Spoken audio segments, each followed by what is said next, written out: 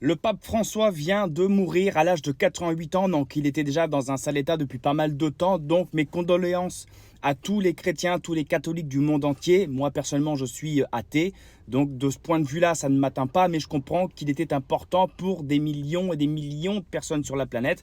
Bon après Vatican II, pour ceux qui suivent, vous savez ce que j'en pense, hein, ça a quand même renié pas mal de principes, on va dire ça gentiment, parce que bon le monsieur vient de décéder, j'ai pas envie de trop rentrer dans les détails par rapport à ça. Alors bien sûr, tu as l'Emmanuel Macron qui dit c'était un homme de conviction, de machin, blablabla. Oui, Macron, tais-toi, arrête, allez, casse-toi. Tu n'estimes personne et certainement pas le pape, ni celui-là, ni ceux d'avant, ni celui qui arrive. Tu n'estimes absolument personne. Après, ils sont tous là à vouloir se greffer, à surfer un peu sur la vague. Voilà. En tout cas, il est décédé, il va être remplacé. Son corps va être exposé dans un cercueil pour un recueillement pendant plusieurs jours. Voilà. Et j'apporte parce que les chrétiens, tout ça, il y en a qui sont vraiment atteints.